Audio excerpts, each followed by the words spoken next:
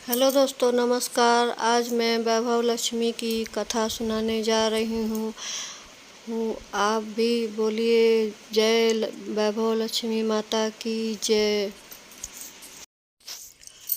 एक बड़ा शहर था। इस शहर में लाखों लोग रहते थे।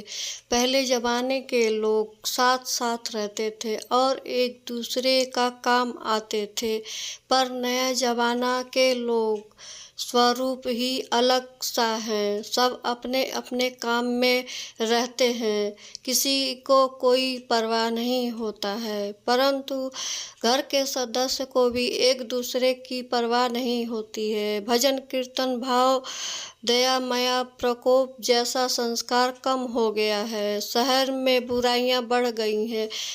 शराब दारू रेस चोरी डकैती इत्यादि यही सब अपराध शहर में होते रहते हैं।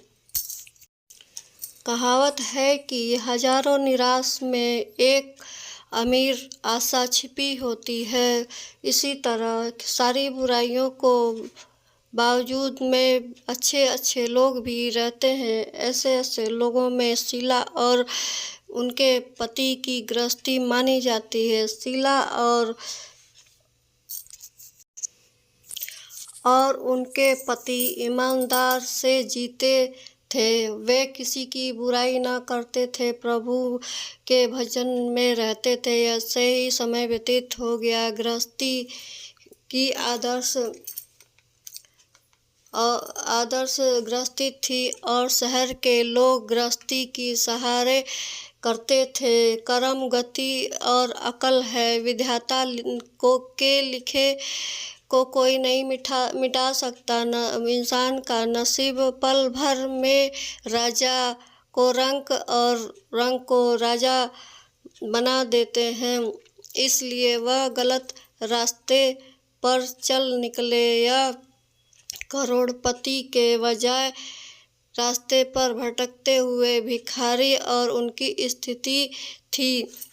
शहर में शराब जुआ रेस चरस गांजा इत्यादि फैली हुई थी। इनमें शीला का पति भी फंस गया था। दोस्तों, उनके साथ शराब की आदत जल्द से जल्द पैसे वाले को भी लालच में दोस्तों के साथ रेस जुआ खेलने लग गया। इसी तरह बचे हुए धनराशि पत्नी के गहने सब कुछ गंवा दिया। इस समय परिवर्तन के साथ में दरिद्रता और भूखमरी फैल गई। सुख के शांति के वजह से 2 वक्त की रोटी के लाले पड़ गए। शीला को पति की गलतियां खाने का भी वक्त नहीं था। शीला और सुशील संस्कारी लड़की थी। वह दिल रख कर दुखी सहने लग गई। कहा जाता है कि सुख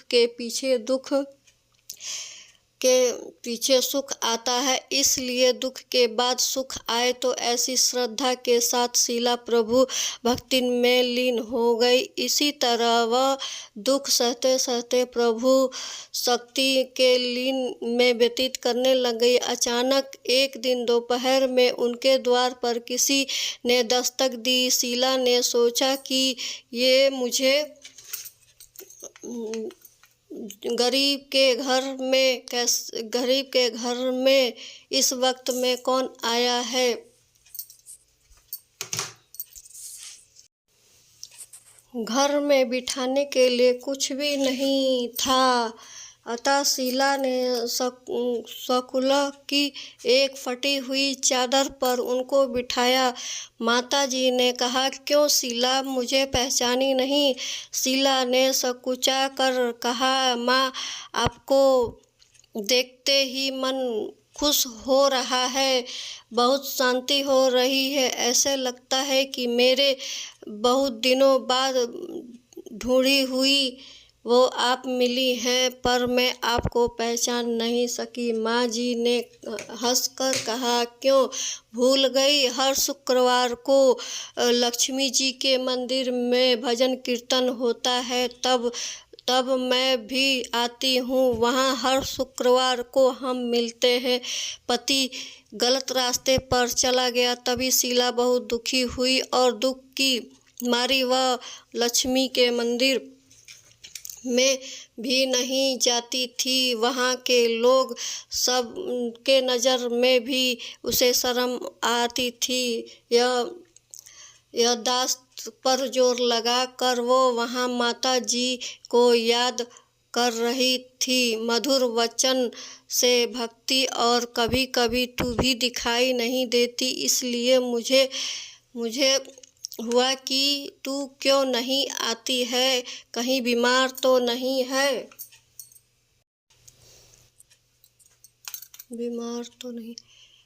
ऐसा सोचकर मैं तुम्हें मिलने चली आई। माता जी अति प्रेम भरे शब्दों में शीला का हृदय पिघला लिया। उसकी आंखों में आंसू आ गए। माता जी के सामने बिलख बिलख कर रोने लग गई। यह देखकर माता जी शीला के नज़दीक आई और उसकी सिसकती पीठ पर प्यारा सा भरा हुआ हाथ फेरी। माँ जी ने कहा, बेटी, सुख और दुख तो धूप छाँव जैसा होता है, धर्म रखो बेटी। और तू परेशानी क्या है? तेरे दुख की बात सुना दूँ मैं, तेरा हल्का हो जाएगा और मैं तेरे दुख का उपाय भी मिल जाएगा। माँ जी की बात सुनकर शीला के मन में शांति मिली और उनसे कहा, माँ, मेरी गृहस्थी में भरपूर सुख और खुशियाँ थी। मेरे पति भी सुशील थे। अचानक हमारा भाग्य हमसे रूठ गया है। इतनी बुरी संगत में फंस गए हैं और बुरी आदत के शिकार हो गए हैं तथा अपना सब कुछ गंवा बैठे तथा हम रास्ते के भिखारी जैसा बन गए हैं।